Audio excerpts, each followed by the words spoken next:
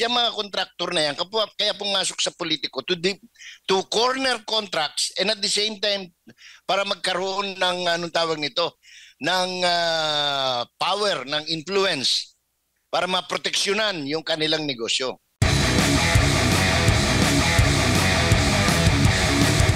Sir Jay, masama ho ba if yung mga congressman naman, bago sila naging congressman, ay mga kontratista po sila? Dapat kung maging congressman na sila, itigil na nila?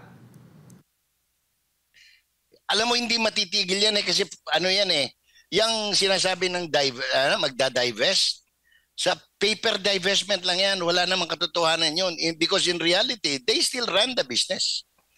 Kaya nga sila, because ang realidad dito, no? The Philippine practical politics, yung mga kontraktor na yan, kaya pumasok sa politiko to corner contracts and at the same time para magkaroon ng anong tawag nito, ng power, ng influence para maproteksyonan yung kanilang negosyo. Opo. Bago ko lang ipasa... Wag na tayong magbula-bulahan kasi yan naman talaga ang totoo. Opo. Bago ko lang ipasa kay partner Admar, kung ganun po, Sir Jay, na ganyan po yung nagiging layunin nila para maprotektahan yung kanilang mga negosyo, hindi ho ba may conflict po yan sa interest? I mean, ikaw bilang isang public servant, may pananagutan ka, responsable ka, accountable ka sa ating mga kababayan. Yung pera ng mismo ng mamamayan gamitin sa tama. Pero ikaw bilang isang kongresista, meron pala isang kontraktor pala, may negosyo. So, dapat bang isang panukalang batas o dapat bang amyendahan o reviewin kung dapat lahat ng mga papasok na mga politiko itigil, wala na. Sarado na dapat kung sila itatakbo bilang isang public servant.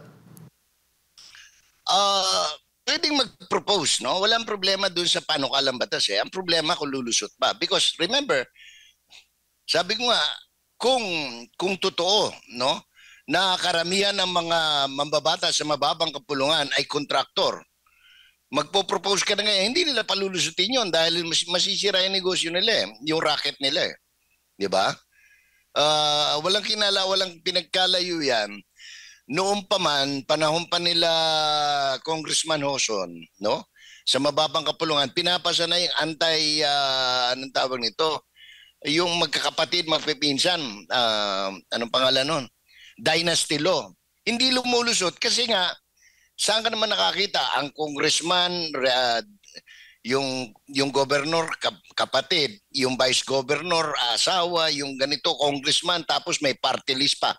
Example na lang, Quezon, si J.J. Suarez, regular congressman ng distrito, yung asawa niya, party list representative, sa Alona, di ba? Oh. Yan ang mga example na anong tawag nito, dumilat Opo. So from a political science standpoint, pero it is anong tawag ito, it is an imponderable in Philippine politics, Jay. Huli na lang, Sir Jay, hindi ho ba sa COMELEC meron silang monitoring yan doon sa mga politiko na nakakatanggap ng campaign funds mula sa mga kontraktor? Hindi ba paglabag yun sa batas?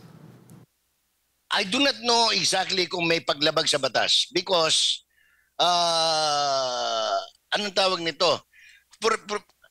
Lahat sila, sabi ko nga, huwag na tayong maglokohan. Halos lahat sila tumatanggap ng donation mula sa kontraktor. Kahit na tumatakbong konsyel lang, kapitan, merong ganon. Kaya nung lumabas nga si Chairman Garcia tungkol dyan,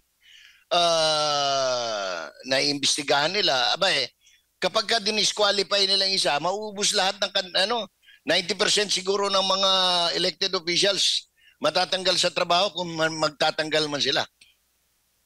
Because even the president, si Marcos, I'm sure, directly or indirectly, tumanggap yan ng anong pangalan nito, ng donation from a contractor or a friend who is into construction business.